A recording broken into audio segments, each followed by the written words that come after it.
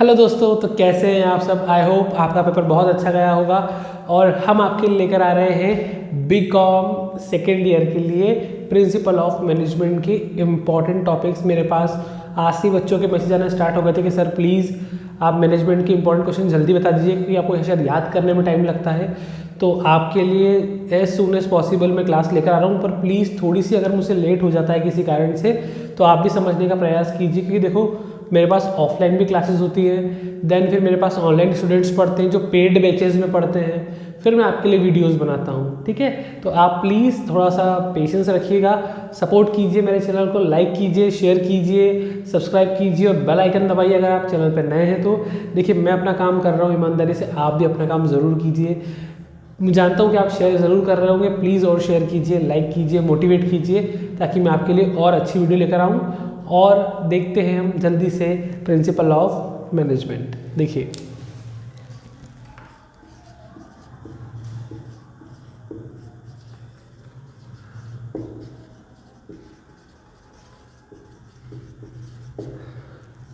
Principle of management में management जो है ये आपने क्लास 12th में पढ़ा है। ठीक है, जो क्लास 12th में आपने बिजनेस स्टडीज चैप्टर जो था ना आपका सिलेबस, उसमें जो पढ़ा है वही आपको सब पढ़ना है यहाँ पर। ठीक है, तो मैं आपको सजेस्ट करूँगा कि अगर आपके पास क्लास 12th की आपकी पढ़ी हुई बुक है जिसमें से आपने क्लास 12th में याद किया था, तो वो बुक ले लें आप। उसमें से आपको जल्दी याद होगा क्योंकि वो आपने पढ़ा है, उसमें लैंग्वेज ईजी है और आप एक बार वो पढ़ के ऑलरेडी एग्जाम दे चुके हैं, है ना। तो ये अगर आप उसी को फॉलो करते हैं तो जल्दी आ जाएगा।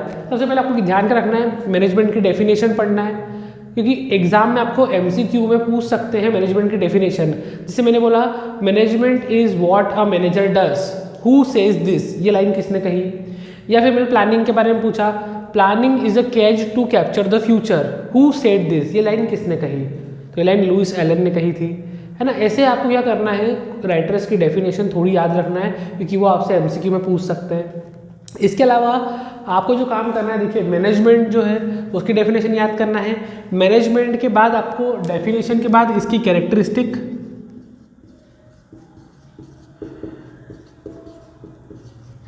इंपॉर्टेंस, फंक्शन, मैनेजमेंट के कैरेक्टरिस्टिक्स, इंपॉर्टेंट और फंक्शन, ये ज़रूर से करना है। मैनेजमेंट के फंक्शन के अंदर आपने पहले भी पढ़ा था, क्या क्या आता है, प्लानिंग आता है,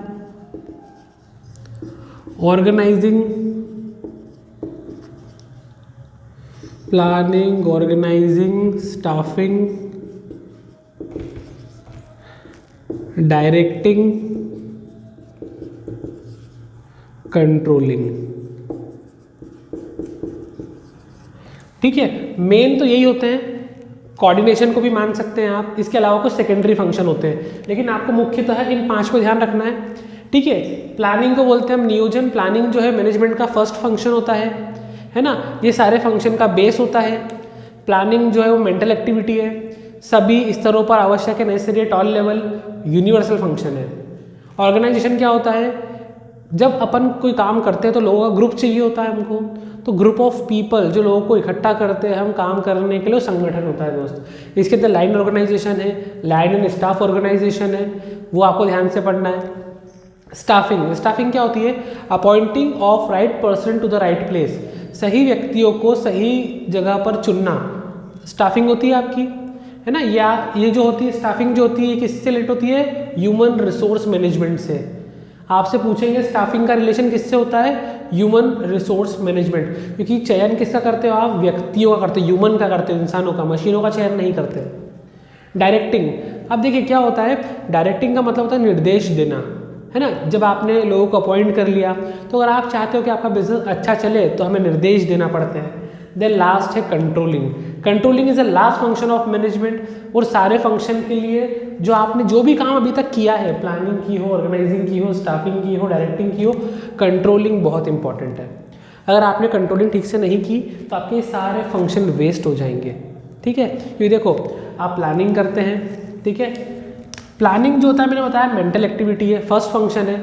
फॉर एग्जांपल मैंने बोला कि मुझे एक बर्थडे पार्टी अनाउंस करना है या बर्थडे पार्टी देना है, ठीक है। अब मैं आपको बोलूँगा कि यार चलो अपन प्लानिंग करते हैं। सबसे पहला काम वही होता है कि बर्थडे पार्टी कहाँ देना है, कब देना है, कितनी बजे देना है, कौन सी प्लेस पर देना है, किन किन लोगों को बुलाना है, बजट कितना है, ये सारी चीज़ों को डिसाइड करना। तो मतलब प्लानिंग की आप मीनिंग बोल सकते हो, planning is deciding in advance. Planning is deciding in advance what to do, how to do, for whom to do, where to do and when to do. मतलब सारा काम करना, क्या करना है, किसके लिए करना है, कब करना है, कैसे करना है, इन सारे सवालों के जवाब जो देता है वो होता है प्लानिंग। ठीक है, प्लानिंग हेल्प करता है हमको बेस्ट अल्टरनेटिव को सिलेक्ट करने में। जब हमारे पास बहुत सारे ऑप्शन आ जाते हैं तो उनमें से कौन सा बेस्ट है उसको सिलेक्ट करते हैं हम। जैसे मैंने बोला बर्थडे पार्टी, मेरे पास कोई आइडिया लेकर आया कि अपन एक काम करते हैं, रेस्टोरेंट में बर्थडे पार्टी देते हैं। किसी ने कहा कि अपन एक पब में जाते हैं, वहाँ बर्थडे पार्टी करेंगे। किसी ने कहा कि पास में एक ढाबा अच्छा खुला है, वो ढाबे पे चलते हैं, अपन खाना खाएंगे। ऐसे सब ने अलग अलग एडवाइस दी मुझे। अब मुझे क्या लगता है कि सबसे बेस्ट क्या होगा उसको सिलेक्ट करने में भी कौन हेल्प करता है, प्लानिंग। ठीक है, तो ये प्लानिंग के बारे में हुआ। जब आप प्लानिंग भी कर लेते हो ना, फिर आप करते हो ग्रुप बनाते हो, ऑर्गेनाइजेशन। 3-4 लोगों को मैंने बोल दिया एक काम करो, तुम जाके सबको इनवाइट कर लो पार्टी के लिए। किन्हीं को मैंने बोला कि तुम पहले से उस जगह पे चले जाना जहाँ पर हमने डिसाइड किया है, वहाँ आप डेकोरेशन पे ध्यान देना। 2-3 लोगों को मैंने बोला कि अपन सब साथ में चलेंगे, बाकियों को लेकर किसी ने वो एड्रेस नहीं देखा हो तो। ऐसे काम को टीम की ग्रुप में बना लेना, ये होता है ऑर्गेनाइजेशन। ठीक है, इसमें फॉर्मल ऑर्गेनाइजेशन और इनफॉर्मल ऑर्गेनाइजेशन भी होता है। फॉर्मल ऑर्गेनाइजेशन क्या होता है, मान लो अपन एक कंपनी में है, अपन सब जने कंपनी में जॉब करते हैं। ये कंपनी है, यहाँ अपन जॉब करते हैं। ठीक है, यहाँ पर A, B, C, D, E और F ये पर्सन जॉब करते हैं। ठीक है, मैनेजमेंट ने क्या किया, मैनेजर ने, जो यहाँ का मैनेजर था, उस मैनेजर ने क्या किया, मैनेजर ने क्या किया, इन 3 का एक ग्रुप बना दिया, इन 3 का दूसरा ग्रुप बना दिया काम करने के लिए, है ना। इनको बता दिया कि भाई आप एक ग्रुप में हो, आपको मिलकर काम करना है। जैसे आप स्कूल में थे या कॉलेज में होते तो असाइनमेंट देते हैं ग्रुप में करने के लिए। तो इस तरीके से प्रॉपर इनको लॉ के अकॉर्डिंग मैनेजमेंट ने बांध दिया। तो ये होता है फॉर्मल ऑर्गेनाइजेशन। ठीक, इनफॉर्मल क्या होता है, नॉर्मली अपन दोस्त कहीं घूमने गए, चाय पीने गए, बैठे हैं, कोई नया पर्सन आके मिला, अपन ने बातचीत करी, हेलो दोस्त, हाँ हाय कैसे हो, ये वो, और नॉर्मल बातचीत करते करते वो हमारे ग्रुप में शामिल हो गया। ठीक है, तो ये होता है इनफॉर्मल ऑर्गेनाइजेशन, जहाँ पर कोई डिसाइड नहीं होता, कोई रूल रेगुलेशन नहीं होते। अपन खुद अपने में से जो भी अपने को अच्छा लगता है उससे अपने ग्रुप में अपन ज्वाइन कर लेते हैं। अपन खुद अपने ग्रुप में से किसी एक को लीडर बना देते हैं, अपना मान लेते हैं।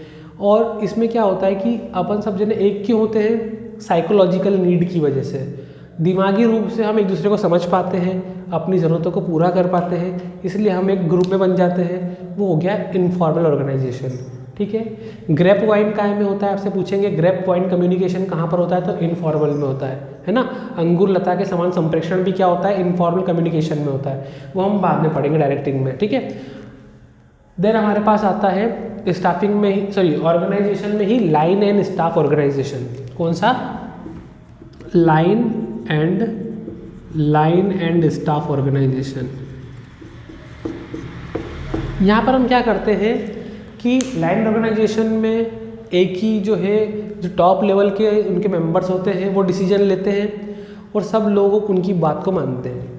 लेकिन लाइन और स्टाफ ऑर्गेनाइजेशन में क्या होता है कि टॉप लेवल के अलावा इनके पास एक लीगल एडवाइज़र होता है और सब उस सलाहकार की बात मानकर ही काम करते हैं। कोई भी पॉलिसी बनाना है तो उस एडवाइज़र के अकॉर्डिंग ही काम होगा, पहले उससे एडवाइस ली जाएगी फिर कोई काम होता है। ठीक है, तो ये हो गया कंप्लीट। देन हम बात करते हैं स्टाफिंग की। तो स्टाफिंग क्या होती है, मैंने बताया appointing a right person to a right place, सही व्यक्ति को सही काम पर लगाना स्टाफिंग होती है। ठीक है, तो स्टाफिंग में हम मेनली क्या काम करते हैं कि इसकी 3 प्रोसेस है ना, रिक्रूटमेंट, सिलेक्शन और training and development. Recruitment, selection और ट्रेनिंग और डेवलपमेंट। रिक्रूटमेंट क्या होता है, आपने सुना होगा भर्ती। अपन देखते हैं ना जगह जगह बैनर लगे होते हैं, भर्ती भर्ती भर्ती, पेपर में आता है कि लाखों कर्मचारियों की भर्ती हो रही है, फॉर्म भरो। तो वो होता है रिक्रूटमेंट, भर्ती करना। रिक्रूटमेंट क्या होता है, एक पॉजिटिव प्रोसेस है। हम जॉब के लिए अनाउंस करते हैं कि हमारी कंपनी में इतने कर्मचारियों की आवश्यकता है, जो इंटरेस्टेड हैं वो एप्लीकेशन जमा करें। तो इससे लोगों को बुलाना, कैंडिडेट्स को बुलाना, अपनी कंपनी में जॉब के लिए अप्लाई करवाना, रिक्रूटमेंट होता है। फिर हम क्या करते हैं कि उसमें से जो हमें छांटना है उनमें से हम सूटेबल को सिलेक्ट कर लेंगे और जो अनसूटेबल है उनको रिजेक्ट कर देते हैं। तो ये होता है सिलेक्शन। सिलेक्शन एक नेगेटिव प्रोसेस होती है। यहाँ पर क्या करते हैं हम, इनका मेन मकसद होता है कि जो सूटेबल कैंडिडेट्स हैं उनको सिलेक्ट करना, बाकी को रिजेक्ट कर देना। ठीक है, जो सिलेक्ट करते हैं हम जिनको, उनकी फिर होती है ट्रेनिंग और डेवलपमेंट। ठीक है, ट्रेनिंग जो होती है फिक्स टाइम के लिए होती है, 6 महीने, 4 महीने, 3 महीने। ट्रेनिंग में हम देते हैं प्रैक्टिकल नॉलेज। ठीक है, डेवलपमेंट क्या होता है, लाइफ टाइम चलता है। डेवलपमेंट में हम देते हैं ओवरऑल नॉलेज। ठीक है, तो ये भी हो गया। अब बात करते हैं डायरेक्टिंग। डायरेक्टिंग क्या होती है, निर्देशन करना। जैसे आप देखते हैं पिक्चर बनती है तो लिखा था ना निर्देशन, डायरेक्टर कौन है वहाँ का, लिखा था ना डायरेक्टेड बाय दिस। तो ये आपको देखना पड़ता है। अभी RRR मूवी आई है ना, राजा मौली साहब की, मतलब वो कौन है, डायरेक्टर। मतलब कौन क्या काम करेगा, हीरो कैसे एंट्री करेगा, है ना, कहाँ पर क्या चीज़ होना चाहिए, कहाँ पर क्या नहीं होना चाहिए, कहाँ पर कौन सा सॉन्ग प्लेस होगा, ये सारा काम कौन करता है, डायरेक्टर। तो डायरेक्शन भी बहुत इंपॉर्टेंट है। भाई आपने स्टाफिंग कर ली, मान लो हम एक पिक्चर बना रहे हैं, एक मूवी बना रहे हैं, अपन RRR ही बना रहे हैं। ठीक है, तो भाई RRR में क्या है, सबसे पहले उन्होंने करी हुई प्लानिंग राजा मौली साहब ने कि यार मुझे एक पिक्चर बनाना है, पिक्चर में इतना खर्चा आएगा, मुझे यहाँ सेट लगाना पड़ेगा, मुझे इन हीरो को लेना पड़ेगा, कौन कौन से कास्टिंग होगी, सब प्लानिंग की। देन उन्होंने सोचा, ग्रुप बनाया कि भाई कितने कितने लोग काम करेंगे, वार्ड बॉय कितने लगेंगे, मुझे स्टाफ कितना लगेगा काम करने वाला, प्रोड्यूसर कौन होगा, कंपोजर कौन होगा, म्यूजिक डायरेक्टर कौन होगा, ऐसे बहुत सारे उन्होंने अलग अलग ग्रुप सोचे। सोचने के बाद उन्होंने क्या करा, स्टाफिंग, अलग अलग हीरो हीरोइन को पहले बुलाया होगा। होता है ना पिक्चरों के पहले आप देखते होगे कि हीरो होते हैं, जो हीरोइंस होती है, उनका एक छोटा सा डेमो होता है, उनकी वीडियोस लेकर रिकॉर्ड करते हैं, डायलॉग्स बुलवाते हैं उनसे, होता है ऐसा। फिर उनको सिलेक्ट करते हैं कि हाँ आप इस रोल के लायक है या नहीं है, या आपके ऊपर ये रोल सूट हो रहा है या नहीं हो रहा है। वैसे ही विलन का भी स्टाफिंग होता है, जितने लोग वहाँ काम कर रहे हैं उनकी भी स्टाफिंग होती है। देन मान लो उन्होंने डिसाइड किया डायरेक्टिंग, अब डायरेक्टिंग तो उनको करना है। अब उन्होंने ऑर्डर दिया कि भैया आपको यहाँ गाना गाए तो यहाँ पर आपको ऐसा डांस करना है ना, यहाँ पर डांसर उन्होंने अपॉइंट कर दिया। उन्होंने बोला नहीं भाई यहाँ पे डांस होना चाहिए, यहाँ पर नहीं होना चाहिए, यहाँ पे मुझे बैकग्राउंड दिखाना है, यहाँ पे मुझे पहाड़ दिखाना है, जंगल दिखाना है, या तीर दिखाना है, या बाण दिखाना है। जैसे बाहुबली पिक्चर में उन्होंने कैसा करा था, पूरा नकली हाथी, घोड़े, शेर, सपाटा सब कुछ दिखा दिया था, जो रियल बिल्कुल भी नहीं था। और अपन देख के बहुत खुश हो रहे थे जैसे असली बाहुबली है ना, थर्माकोल के जो है वो शिव जी को लेकर चल रहे थे और अपन देखते रहे, वाह सीन में मज़ा आ गया। वो सब क्या है, डायरेक्टिंग का फ़ायदा है। तो डायरेक्टिंग यही होती है। डायरेक्टिंग में जो होते हैं इसके एलिमेंट्स होते हैं डायरेक्टिंग के, कौन कौन से होते हैं वो, लीडरशिप, कम्युनिकेशन, मोटिवेशन और सुपरविज़न।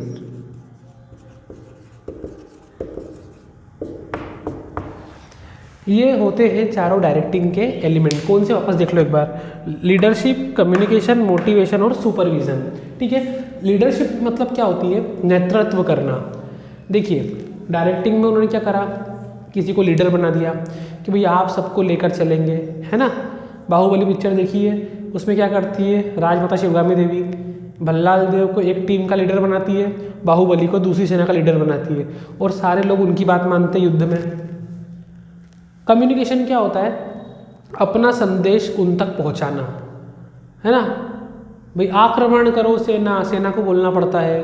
बाहुबली इशारा करता है पिक्चर में, खट खट, तो वो घोड़े आ जाते हैं, पत्थर फेंकना चालू हो जाते हैं। तो ये कम्युनिकेशन होता है। देखो हर कंपनी चाहती है कम्युनिकेशन अच्छा हो, कम्युनिकेशन के बिना कोई काम नहीं होता है। ठीक है, कम्युनिकेशन आप चाहे तो बोल के कर सकते हैं, वर्बल कर सकते हैं, ओरल कर सकते हैं, आप रिटर्न कर सकते हैं, या बॉडी गेस्चर से भी कर सकते हैं। आप आंखों से इशारा कर दिया आपने, बात हो जाती है, आंखों में इशारा हो गया, वैसे ही कम्युनिकेशन होता है। देन होता है हमारा मोटिवेशन।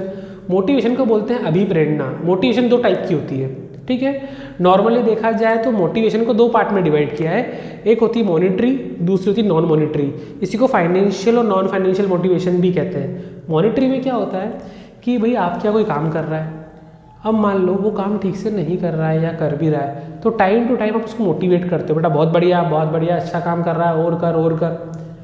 ठीक है, दूसरा होता है नॉन मॉनिटरी, कि आपने देखो मॉनिटरी में उसको बोला कि तू अच्छा काम करेगा ना तो हम तेरी सैलरी बढ़ा देंगे, है ना, हम तेरे को कमीशन देंगे, हम तेरे को बोनस देंगे, मतलब पैसों से उसके माइंड को डाइवर्ट करना या उसके माइंड को और इनकरेज करना काम करने के लिए मोटिवेशन होता है।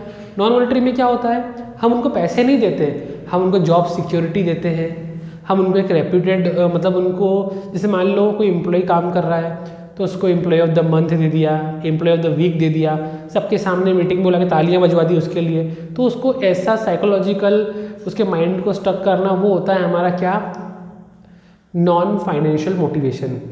कई कई किताबों में आप पढ़ेंगे कि मोटिवेशन को पॉजिटिव और निगेटिव भी बताया गया है। पॉजिटिव मोटिवेशन क्या होता है, जहां हम उसको प्यार से पैसे दे के एक अच्छी तरीके से समझाते हैं, और निगेटिव क्या होता है, चिल्ला के, नौकरी से निकालने की धमकी दे के, या ऐसे गलत तरीके से भी उसको मोटिवेट करना पड़ता है। कभी होता है ना आपके पिताजी, बेटा पढ़ ले यार, पढ़ ले पढ़ ले, पर अपन सुनते नहीं है, पॉजिटिव मोटिवेशन करता हूँ मानते नहीं है, पर जैसे ही उन्होंने चप्पल निकाली, अरे मैं तो पढ़ ही रहा था अभी, है ना, ये मम्मी ने चमचा कर उठा ली, अरे मैं तो अभी पढ़ के तो उठा जस्ट, देखो, ऐसा होता है ना अपने साथ, अक्सर ऐसा होता है। तो वो चीज़ हो जाती है हमारी क्या है, मोटिवेशन। देन है इसमें सुपरविजन। सुपरविजन क्या होता है, सुपरविजन का काम होता है सुपरवाइजर का पर्यवेक्षण करना, निगरानी रखना। देखिए एक सुपरवाइजर होता है और बहुत सारे उसके अंदर काम करने वाले सबऑर्डिनेट्स होते हैं। सुपरवाइजर का काम क्या होता है, सबके काम को ध्यान से देखना, सबके काम को समझना और उनको हेल्प करना।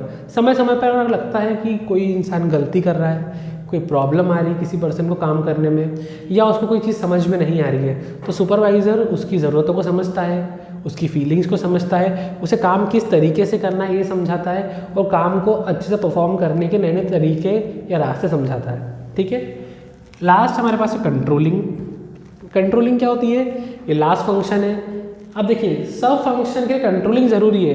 राजा मौली साहब ने डायरेक्टिंग वगैरह सब कर दी थी, बाहुबली पिक्चर बनाई, RRR बनाई, बहुत खतरनाक, पर कंट्रोलिंग क्या होती है, कहाँ पर कितना खर्चा होना चाहिए, कहीं पिक्चर बजट के बाहर तो नहीं जा रही है। कंट्रोलिंग में मतलब हर चीज़ में लिमिट होना। देखो हीरो हीरोइनों को भी कंट्रोल में रखते हैं, वो आपको इतनी बजे सेट पे आना ही पड़ेगा, इतनी बजे शूटिंग कंप्लीट हो जाना चाहिए, आप इतना टेक नहीं ले सकते पिक्चर में। वो एनिमेशन वालों को समझाएंगे कि नहीं इतने टाइम में एनिमेशन पूरा हो जाना चाहिए, सेट वालों को बोलेंगे नहीं सेट कल तक रेडी होना चाहिए, क्योंकि अगर वो कंट्रोलिंग नहीं करेंगे तो वो काम जल्दी नहीं हो पाएगा।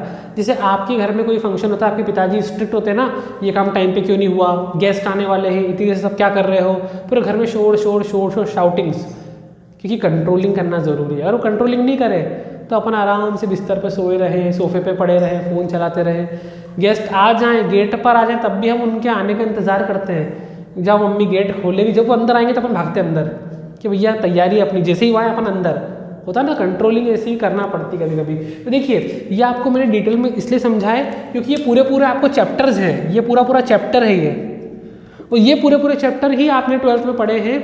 आप 12th की बुक अगर लेकर पढ़ेंगे तो आपको बहुत हेल्प हो जाएगी। ये आज आपके लिए सिर्फ डेमो क्लास थी। मैंने आपको बता दी क्या करना है, आपको हर क्वेश्चन की कैरेक्टरिस्टिक, इंपॉर्टेंस और अगर उसके फंक्शन है तो प्लानिंग, अगर आप चैप्टर उठाते हैं तो प्लानिंग की आपको डेफिनेशन करना है, प्लानिंग की कैरेक्टरिस्टिक, प्लानिंग की इम्पोर्टेंस। मैं फिर बोल रहा हूँ, देखो कॉपी लेकर बैठो प्लीज़ आप सब लोग। कई बार मुझे कमेंट आती है बाद में कि सर आप IMP बता दीजिए, PDF सेंड कर दीजिए। देखो एक्चुअली क्या होता है, मेरे पास इतना टाइम नहीं होता मैं PDF प्रोवाइड कर सकूँ, तो प्लीज़ थोड़ा सा कॉपी लेकर बैठिए, वीडियो को पॉज कर दीजिए, क्वेश्चन को नोट डाउन कर लीजिए, या बार बार वीडियो देखकर फिर नोट कर सकते हैं, है ना, थोड़ा सा मेरी भी प्रॉब्लम समझिए। तो प्लानिंग में कैरेक्टरिस्टिक, प्लानिंग की इंपॉर्टेंस, प्लानिंग की प्रोसेस ज़रूर करना, policy and procedure, rules and method, ये 5 क्वेश्चन प्लानिंग में से करना ही करना है। ऑर्गेनाइजेशन में आ जाओ तो ऑर्गेनाइजेशन, कैरेक्टरिस्टिक, इम्पॉर्टेंस, ऑर्गेनाइजेशन के types, line organisation, line staff organisation, formal organisation, informal organisation, ये करना है। ठीक है, स्टाफिंग में आ गया तो स्टाफिंग के अंदर रिक्रूटमेंट और सिलेक्शन में डिफरेंस करना ही करना है, सिलेक्शन की प्रोसेस करना ही करना है, ट्रेनिंग और डेवलपमेंट में डिफरेंस बिल्कुल करना है। ठीक है, इतना ज़रूर करके रखना। डायरेक्टिंग में आ जाए तो डायरेक्टिंग के इन एलिमेंट्स को ज़रूर करके रखना, ये बहुत इंपॉर्टेंट है। लीडरशिप की quality, characteristic, quality of a good leader, एक अच्छे नेता के गुण, ये पेपर में आते ही आते हैं। मोटिवेशन में what is motivation, types of motivation, difference between monetary motivation and non monetary motivation, which motivation is best, monetary और नॉन मॉनिटरी, एक्सप्लेन ज़रूर करना है। मोटिवेशन के अंदर 2 थ्योरी भी है, अब्राहम मैस्लोस थ्योरी है ना, वो ज़रूर करना, मैस्लो की थ्योरी पहले आ चुकी है, और एक थ्योरी और आपकी बुक में मैं आपको कल बता दूंगा। और supervision, supervisor, quality of a good supervisor, ये ज़रूर पेपर में आता है आपको, ठीक है। और अब बात आती है कंट्रोलिंग की, तो कंट्रोलिंग के कैरेक्टरिस्टिक, कंट्रोलिंग की मेथड्स ऑफ कंट्रोलिंग करना है, बहुत इंपॉर्टेंट है ये, ठीक है। तो इतना आप करके रखिएगा, मैनेजमेंट की डेफिनेशन, कैरेक्टरिस्टिक, इंपॉर्टेंट फंक्शन, ये करना ही करना है आपको। इतने क्वेश्चंस आप पहले लर्न कीजिए, आपका पेपर 4 तारीख को आपके पास टाइम है। जितने क्वेश्चन मैंने आपको आज बताए हैं उतने क्वेश्चन आप कंप्लीट कर लीजिए। मैं आपसे मिलता हूँ कल नई वीडियो के साथ, जहाँ पर मैं आपसे पेपर शेयर करूँगा। आई होप आपको वीडियो अच्छा लगा होगा। अच्छा लगा तो प्लीज़ लाइक कीजिए, एक अच्छा सा कमेंट कीजिए, अपने दोस्तों में शेयर कीजिए, सब्सक्राइब कीजिए और चैनल को प्रमोट कीजिए, ठीक है। मैं मिलता हूँ आपसे अगले वीडियो में। Good bye.